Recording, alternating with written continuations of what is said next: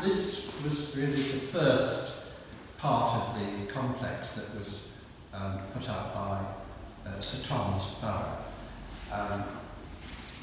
We will possibly go into those rooms over there, which were the private quarters, possibly, of the family. And you will notice that the building is into bays, little sections. And it's timber framed throughout, in any case. If you look up into the roof, they are 1460 timbers. The infills, you will notice the infills, there's white dots like stars or whatever. They are recent infills. Lowther Castle in Cumbria was being pulled down, and the Friends bought quite a bit of the timber. And where you see the white dots, they came from Lowther Castle in Cumbria. And the Friends sent Neil Taylor with an open cheque to buy as much as he could. And that was part of the restoration. But the roof is, there are no metal nails or anything. It's like a jigsaw. There are carpenters' marks on each piece. So when the Friends started, this was the first project of the Friends in 4950, was to save the roof and so forth of the complex. And so they were able to take the roof down, and when it was put back, they could just follow the carpenter's marks, and hey presto, that's it. So you know how modern furniture is today. You buy them in packs, don't you? And you need to get somebody who's an expert to put them together. There's nothing new under the sun as such.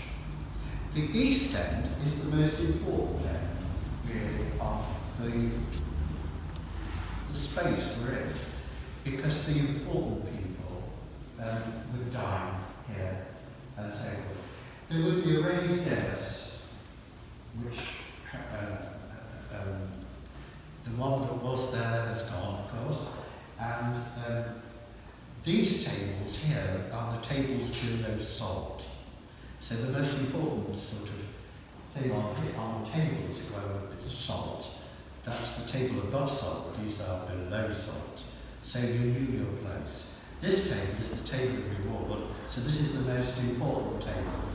And as you can see, they look very, very important indeed, don't they?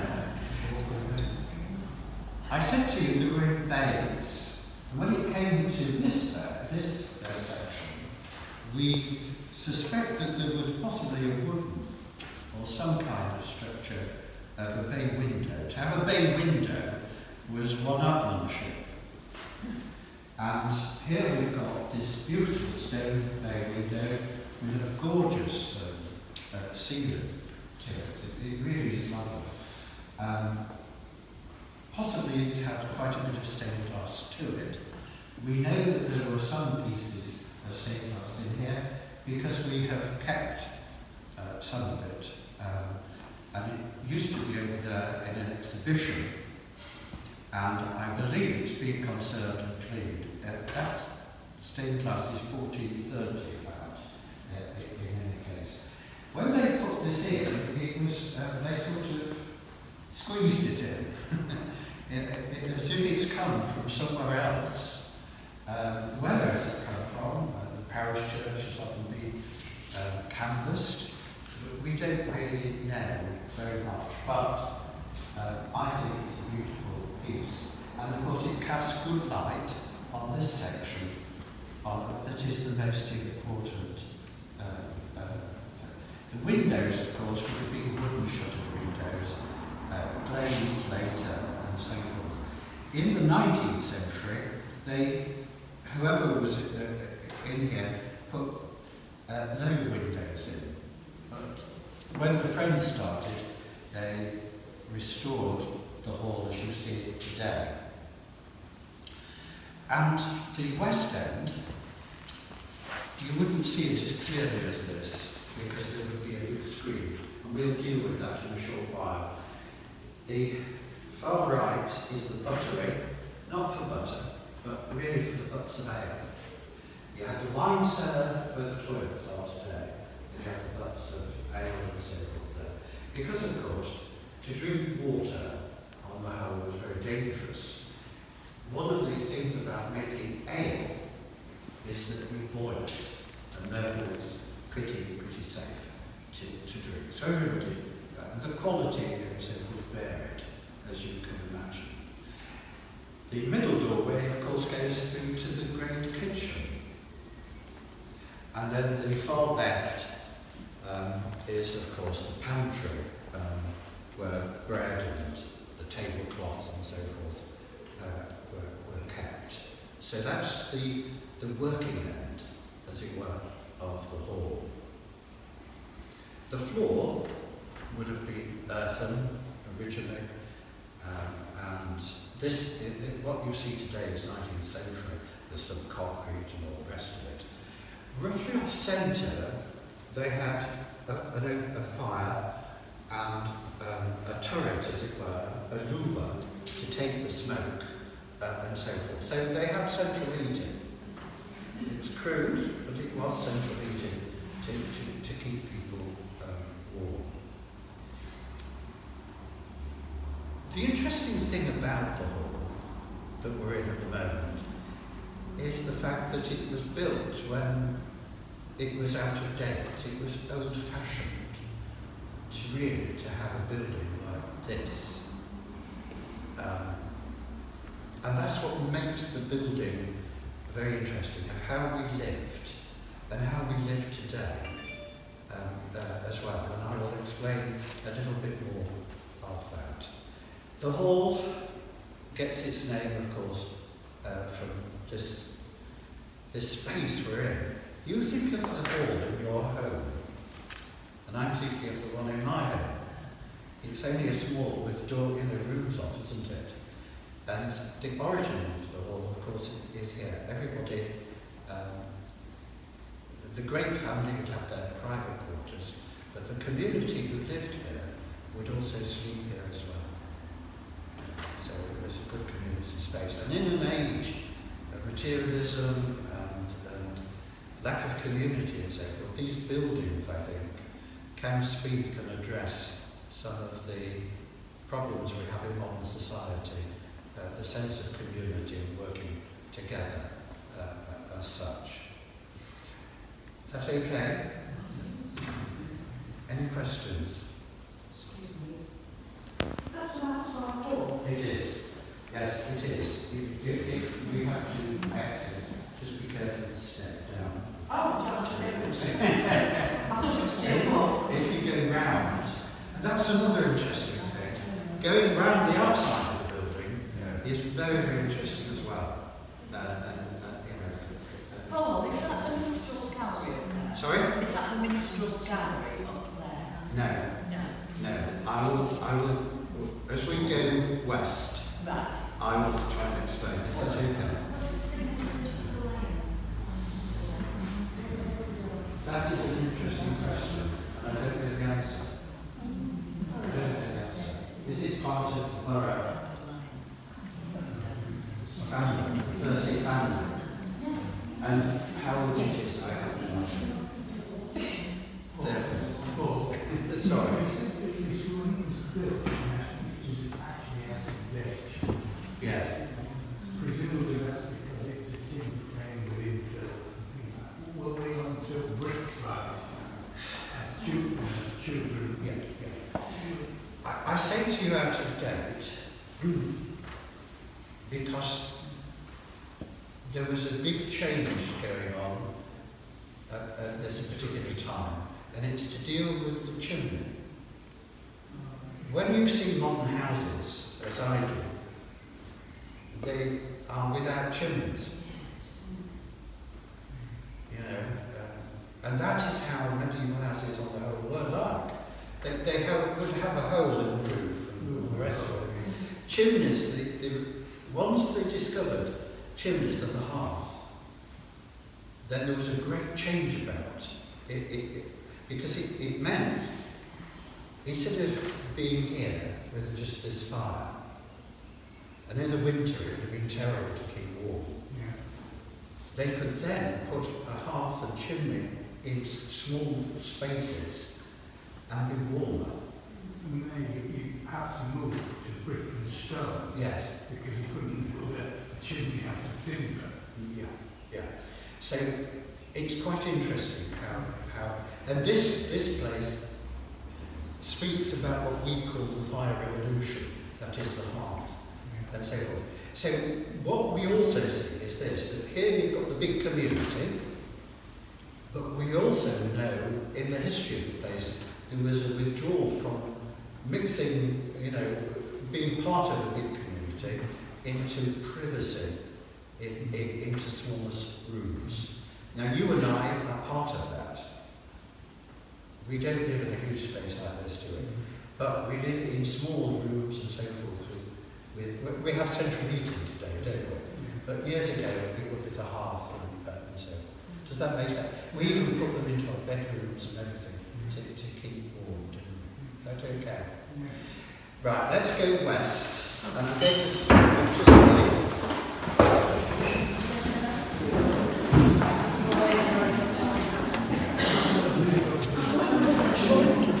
and I'll just stop you here, if I may. Across here was a screen, a buttery screen, hence the buttery, a screen, and it fixed into here, look. Made of oak. We don't know what it looked like, but it had two doorways at least, one for exit and one for entry. And this shielded the view of the servants coming hither and thither from the great kitchen, from the side, from the great family. Now, but it also had with draft proofing as well. It had that. And the ministry gallery would be above. They would play from there. That's okay. Adam Stark, if any of you know his book, Adam Stark, he does reproduce a woodcut, a picture of a woodcut, and alleges that it was part of the decoration of the screen, and it actually shows the Christmas story, the birth of Jesus on it. Now, whether that is the case, I have no idea, but unfortunately, you'll have to imagine the screen. So the hall is not as large as you think it is, because you naturally think it began there and ended over there, but in actual fact, the hall begins here and so forth. So when you see this window, there was a door, and here is the door as well. So when the things were changing as it were, so if Henry VIII came, which he did in August 1541, he would be received in the hall. This would be the reception area for great guests and so forth. That's what it more or less became. So do you want to have a look at the buttery? It's a dry house. The cafe has plenty of drink, gin and so forth if you want to buy. So here's the buttery on the north side, and there's the pantry. Yeah. It's 1849. The then owner did quite a lot of restoration work, and so the door probably disappeared, and the window came in. Yeah. Now, if you look up, this is going to be difficult for me. Can I just come? Yeah.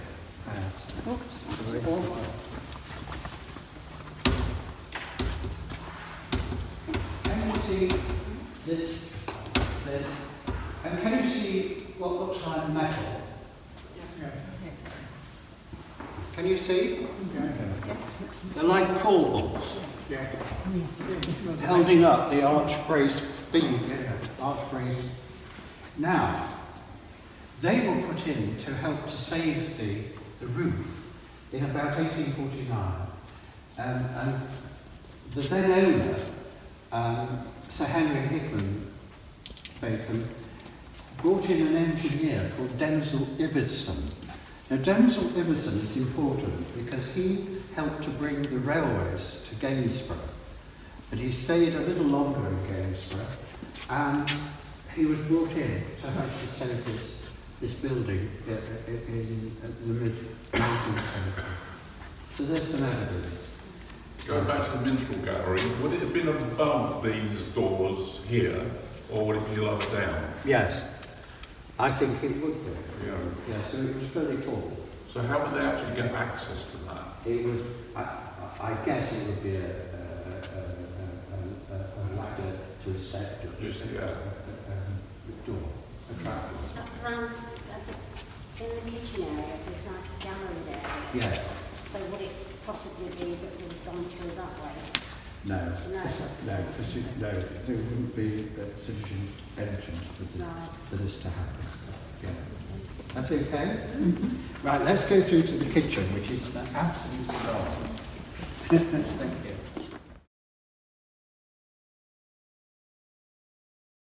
Palace to one of the state banquets. They eat off gold plate, and gold plate is cold. And this is the encounter. It's like the seaside. You know, the doors, as it were, come down like that on the hinges and so forth. Here's evidence of restoration as well going on.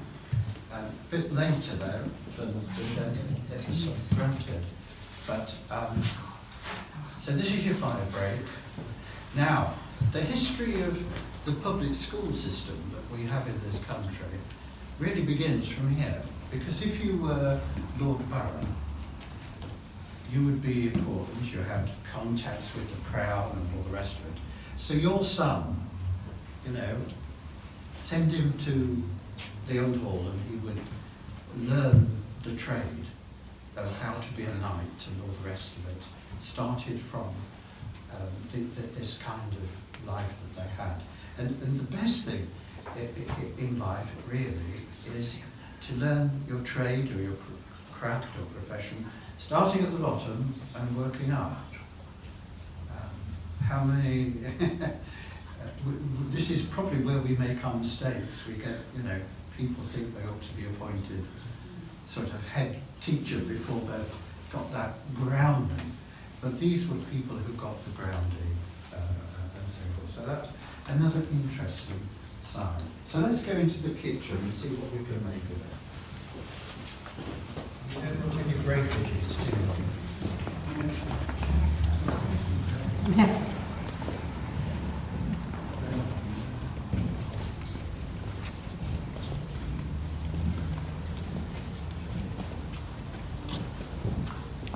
This kitchen is very, very important, not just locally, but also on a national scale. And thankfully, English Heritage are going to make far more of it than has been. Why is this kitchen so important to somebody like me, for instance? And I'll tell you why. If you go to Haddon Hall and see their kitchen, they have, and this is true of Hampton, but Hampton Court is a bit different. But if you go to Haddon, they have little departments off and so forth, which creates inefficiency and so forth. So when it came to building this kitchen in the 1460s, this was, how can I put it, state-of-the-art kitchen. It surpasses the one at Hampton, because Hampton added on with the Tudors and so forth. This is a late 15th century kitchen. So why is it more efficient and so forth? Because everything was done in this area. So the roastings would be done over there, the roastings of the meat. The fat would fall into the tray and possibly make tallow candles. You'll read in books that tallow stinks to high heaven. Well, I've had tallow candles and they don't really give that kind of smell whatsoever. That is pretty good. The boilings for food and so forth would possibly be done here. Certainly, this is how we've interpreted it. We're pretty safe on that interpretation because of this room here. This room here. This room was the boiling room. So you'd have a big copper pan, a huge pan, and it would be heated up. So your hams and all that sort of thing would be done in here. Now, one of the dangers of cooking hams and boiling ham is smoke. The danger. You don't want it to get into the meat and so forth. So the big pan would be boiled, and the heating for that would come through here. And it would save the smoke getting into the ham. And hopefully we're going to deal with that in the future, so to present that. These ovens over here, were they for bread or were they for pastry? And you should probably know you need different heats for these things. I reckon that the bread was baked outside, as it were. It was a bake oven. So what then were these for? And I think I'm pretty safe on the clue from that windowsill over there. This windowsill and the little window here. That is typical of pastry. So I think we're pretty safe in saying that the pastry was made here, in that area. And as you know, the pastry, let's go for a meat pie, shall we? Something like that. They would put the meat in a pastry pie, wouldn't they? Okay?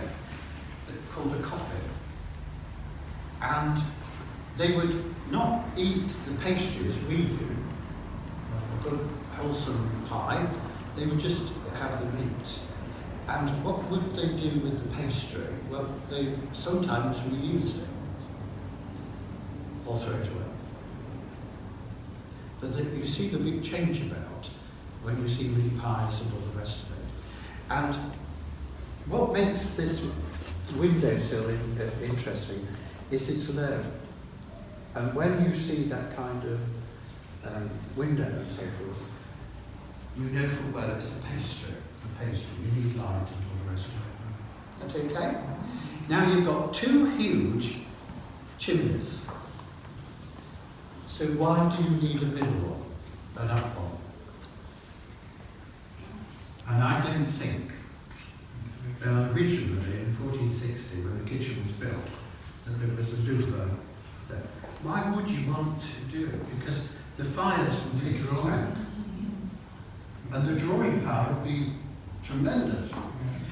And I reckon that in the late 19th century, Sir Hickman Becket Bacon brought in an architect who was working on the building of St. John's Church, for instance, to create that. Because if you look at pictures and so forth of the times, there's always a louver on the Great Hall, but never on the kitchen, till later in the 19th century. And I think he did it for symmetry. He balanced up the one on the Great Hall. And if you notice, the library has one. And the town hall has a louver, as it were. So, again, interesting all the way. Now, these rooms above, possibly used by the boys who would be working in here. Possibly the room below and up there was for the chief person who was in charge of the kitchen. So really you've got a very important kitchen indeed. Simon Thurley, who was then in charge of Hampton Court, came here and and he was very impressed with the kitchen altogether. If you want to know more about this kitchen, read something from Peter Breers, who I was with not many weeks ago in actual fact. He has lovely diagrams and so forth. You know, he's an important person. And Peter was the one who opened up the kitchen, the kitchens as you see at Hampton Court today. Quite an authority. Now, what is also interesting is, can you see the arch brick? And so forth of these. You can take the bricks out. That arch will keep the wall up, and you can replace it with one of these, apparently. And can you see over on this side, the south side, a piece of, to the left, a piece of glass? It's black. Can you see? That is a good indicator. Now, if the wall starts to move, what will happen to the glass? Yeah, it will crack. And that's one of the devices used today to test. There are other methods. Sorry? The wooden structures, I reckon, probably for meat to hang from. You know, the hams and all that sort of thing. And as you can see, the kitchen today is well lit. It wouldn't be well lit if we were here in 1460 and such. They would struggle to light it as you see today. Okay? Yeah. Margaret's just going to enlighten us on the spice cupboard, which is in there. Go on, Margaret. Spices were very expensive at that time, and to make sure that nobody took any out, they had to put them that way. The spices. You were frisk. It's one way of keeping. Thank you. Come then.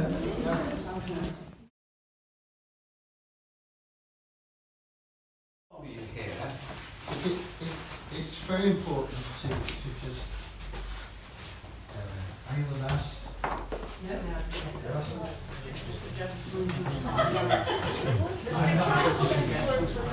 oh, you are good. You are good. There we are. Right. This section is the West Range, and it was a later addition to the hall, probably about 1480 or whatever, and this is the lodging range. A lodging range really was to accommodate principal guests and so forth. So, however, it's been divided up within its history into different sections.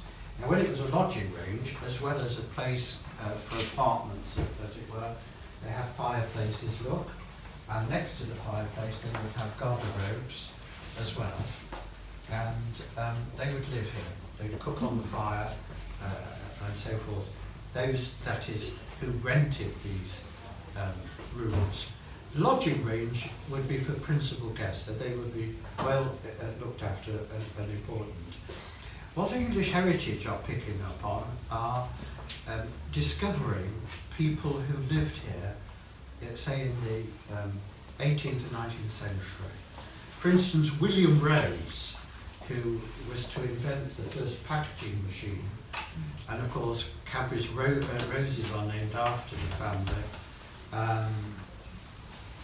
lived here. He wasn't born in here, but he lived in here, and in the cellar there used to be 3 wells, and his cousin nearly drowned in one, and he helped to save her.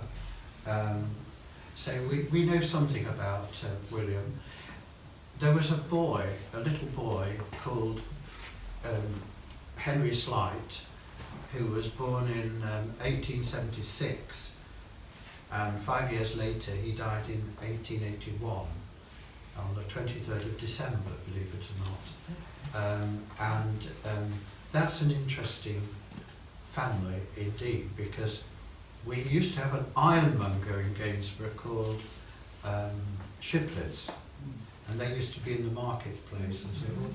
And the little boy's uncle was the founder of that company there, and so forth. So there are lovely stories, lovely stories of these people who live here, which brings alive the place. It isn't in Aspic. Despite the fact that the great family left in 1720, the building took on other things. For instance, in the great kitchen, there was a plasterer called Tomlinson, who, it was divided in half with a wall. And we know Tomlinson, the plasterer, was here. And if you look in the trade directors, you'll see that that's confirmed. So it was used for all sorts of things. So the lodging range, 1480s, say, right up to the end of the 19th century, it still retained its use and importance. And lodging ranges are most interesting indeed. Today, it's used for the schools and so forth. They meet in here and so forth. That okay? Right, now what we're going to do, we're going to backtrack. We're going to go through the hall and we're going to explore something of the East Range upstairs. So do be careful of the stairs. And what time are we, please? 21st. Sorry? 21st day. 21st day, right.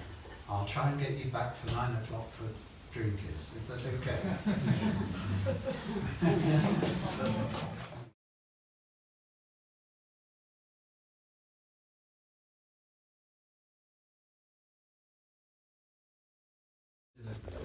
Because when it was a lodging range for the principal people, the man who occupied one of the top places for access to the floor levels, it's 3-storey, would use this staircase. And this staircase was situated on the outside of the building, at the door. Why do we know this? Because an archaeological dig was done, and the footings for this staircase, this Newell staircase, are an exact measurement of this one. So at some point we think that staircase was brought inside. Instead of being on the outside, it was brought on the inside. So it serves as a nice staircase. So when there are exhibitions and so forth in here, you can use this, well, for an exit point and so forth. So that's quite okay. And it's, 1480 is not, and it's still in service. I mean, how many of us would be in service from 1480? And I'm exhausted.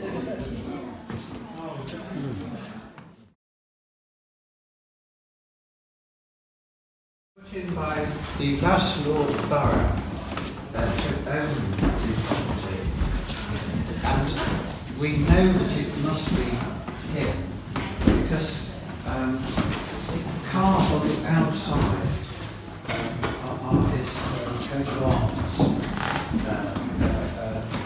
So if I do an outside tour next year, we will look at that indeed.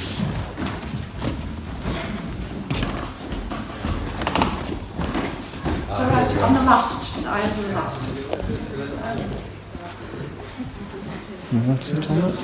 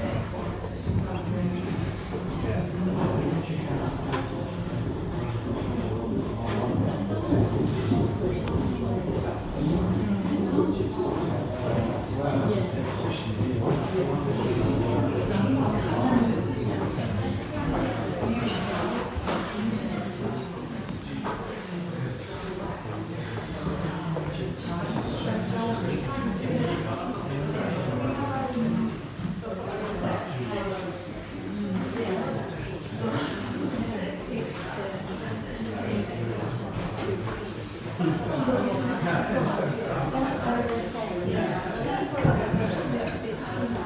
we all here? Not too much. Just Martin. Marion.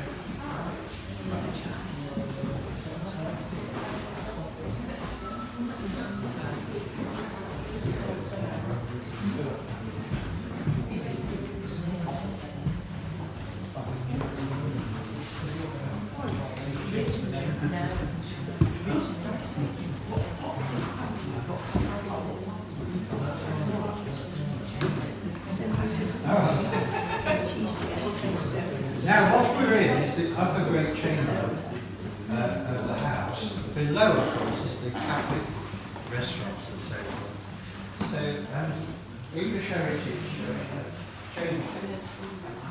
There used to be an artificial partition here, that's gone.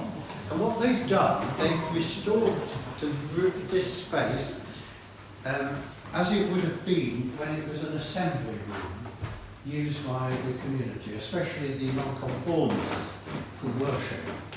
But they've also taken advantage of doing that. For instance, many of you will remember this fireplace was red or pink. Can you remember? And it's been restored as it was, a stone colour, which pleases me enormously in many ways. And a lot of the paintings, which are owned by the Bacon family, have been removed. However, English Heritage have asked Sir Nicholas if those that are related to Gainsborough Old Hall can stay, and that's what we have. For instance, this is Sir Henry Bacon, who brought in Denzel Everton to save the Great Hall, and this is Elizabeth, his wife. And of course, she was a Becket from Somerset Hall, with Mary Becket, that relationship. And then you've got some of the early Hickmans over here. You've got to the top right, you've got Sir William Hickman, who purchased the building, the manor, and you've got his wife and his mother hanging around as well. If you look up at this window here, you can see at the top, can you, some glass, stained glass,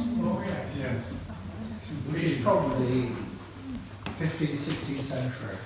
So at some point a window has been smashed and they've recycled the glass there. And there would have been originally a wall here. But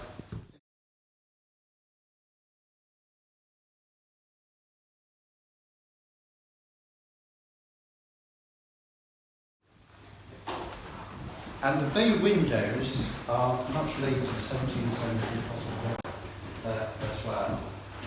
At the end here, at the north end, you've got the great louver that was once on the wall roof to take the smoke and so forth away. And the ceiling is medieval ceiling.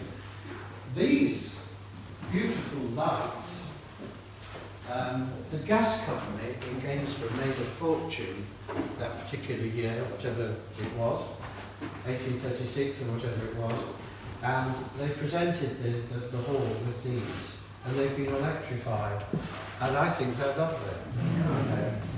Indeed. Now, you've heard about raising the roof. Well, literally, they raised the roof on the rocks over there, and they're still there. You know. And if you come this way, at the end of the corridor there is a doorway, framework of a doorway, and people have experienced the grey lady and the white lady, whichever washing powder you take, coming in through that doorway. interesting. Now, William Rose actually witnessed in the chamber, the tower chamber, the ghost. He could play music and so forth, and he went for his instrument, and he experienced, so he says in his biographical notes, the experience of the ghost. Now, the second chairman of the Friends was a man called Tom Sunderland. He did 30 years as chair, and he saw the ghost as well in that room. And it was quite an interesting story. And he never saw it again. He never saw it again in his life, which is, again, of interest indeed. Now, this was timber framed, but they encased a lot of the timber frame in brick. And this was evident when they restored some of the bay windows. So it's a timber framed encased in brick. Why did they take the skirting or screen down just to hear the wooden one? Say it again, Michael. There was a wooden screen at one time that you had to kind of remove to get through. That seems to have disappeared. That's gone. Yeah. They've left. The Friends left this. These are skirts, and they're grooved inside to have the wattle in the door, and so forth. It's been left here, so we can appreciate how they built this structure, which is,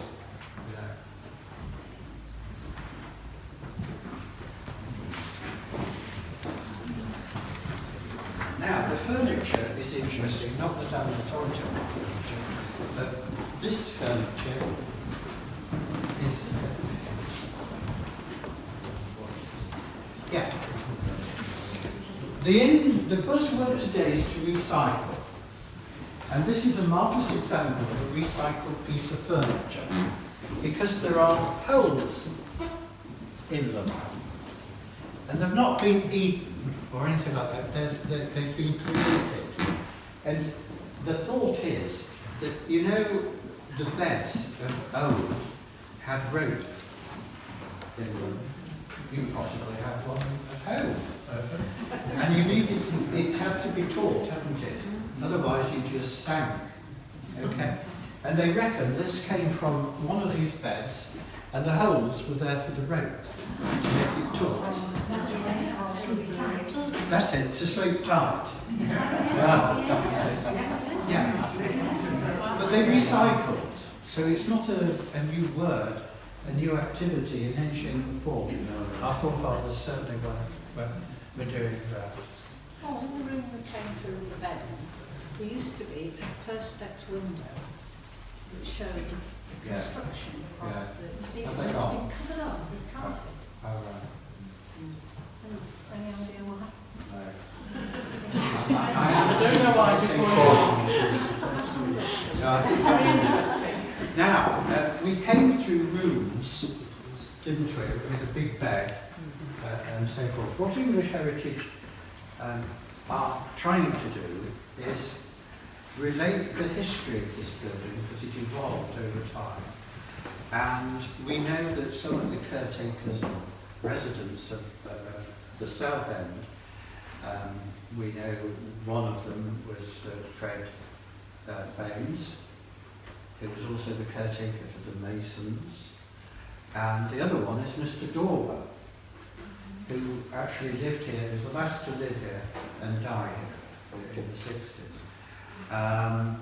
So they're going to interpret those rooms as they would have been when they were alive. They're doing it because they've got photographs of the people, the rooms, and so forth. So watch this space of the interpretation. It may not be to your liking or whatever, but that is what they're on with at the moment. That's okay.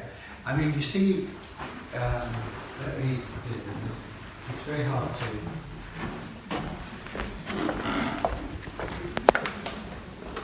The private wing, where Mr. Dorber and Fred Baines lived, there used to be a big door here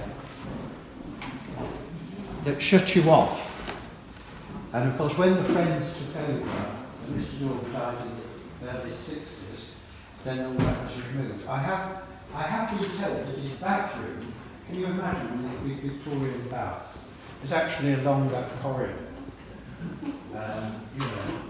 I don't think English heritage are going to that extreme, but it's all very sort of interesting, I suppose. You know what's the high school now?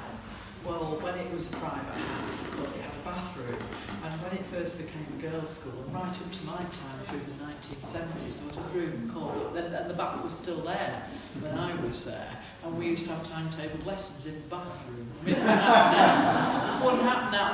Eventually, the bath was taken out towards 1980. Yeah. It's only a small room, just for seminars. We had lessons in the bathroom. This was the assembly room for non-conformists and so on. Quite a space, isn't it? It's quite a... It's the hall. It is indeed, yeah. And you could hold some nice meetings or receptions in here, couldn't you? As long as people could access. That's so important, isn't it? That people access comfortably, because there's no lift. No. And so forth. So you have to be mindful of these things with that. Now, what time are we, please? Are we? I'll take you just downstairs, and then we'll go for a break. I mean, coffee and...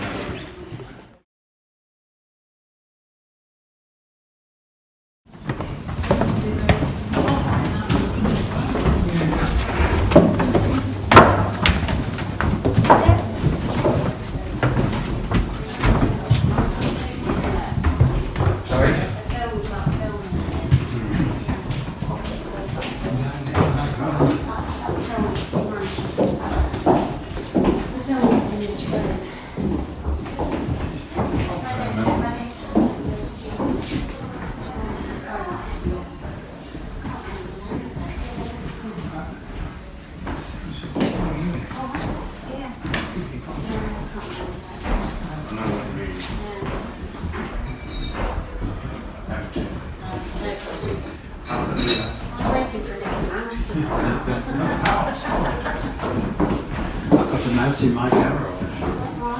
You've got a mouse in my garage.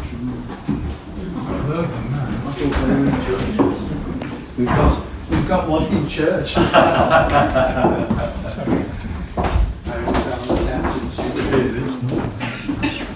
There's Margaret. Oh, there you are, Margaret. Because you and I know something about this room.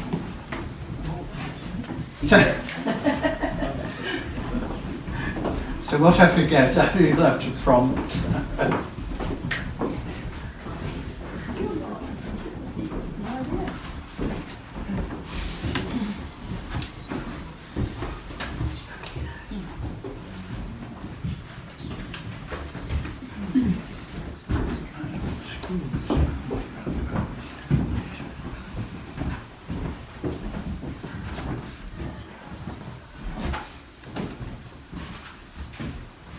I see Marion, that means we're all here.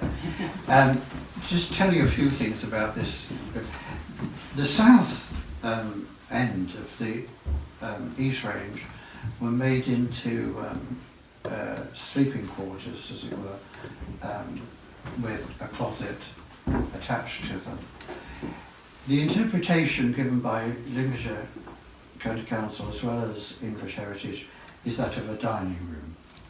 And in many cases they're correct, because that's what it evolved into, although it was a sleeping quarter and so forth. I personally would have liked the sleeping quarter to be reinstated. But seeing as English Heritage are interpreting this as the residence of both Mr. Baines and Mr. Dorber, then it becomes quite interesting. We've got a 17th century frieze around here, and as you can see, it's panelling, so you know, it's not just for decoration, but also for warmth. They knew how to keep warm in that time. And apparently, English Heritage have been working on this panel. And in the 19th century, they painted it this colour. But the original colour was wood, and then painted like just an off-white. So it would have been much lighter, and a stone kind of colour. And they also discovered, and Kevin Booth tells the story much better than I shall, Mr. Dorber, this was his dining room. And apparently, when he was getting on and so forth, and his wife had died and all the rest of it, someone across there used to cook him a meal. And the young lad, I'm right, aren't I? Yeah. Used to come and bring him his dinner here in this room every day. You know, so it's quite interesting, isn't it? You know, somebody coming across as you were to look after him and so forth. So they've, you know, that's where it sort of comes. Not bad. But it's a lovely space. And you see, the fire revolution that I talked about, or tried to talk about, you see, these fireplaces were not part of the original 1460, 1470 complex. They were put in, they were inserted, and so forth. And in this space, you could be moderately warm with the fire. So the building has a lot to say about the way we once lived, as well as the way we live today. Incredible, isn't it? Mm-hmm. So you didn't need a Great Hall. Even Henry VIII was building, but he didn't require to the end big halls and so forth. They treasured their privacy. And I think this is what you've got even with the royal family. Yeah, they have their staterooms and so forth. But they love their creaturely comforts and their privacy. As we would. As we do, don't we? Now, I bet you're ready for a cup of tea, coffee, whatever it is. And if we can get into the...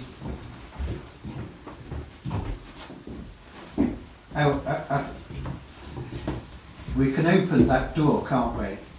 Straight into the cafe, I think. Does that make sense, Marion? Yes, it does. Go, right, let's go. There we are.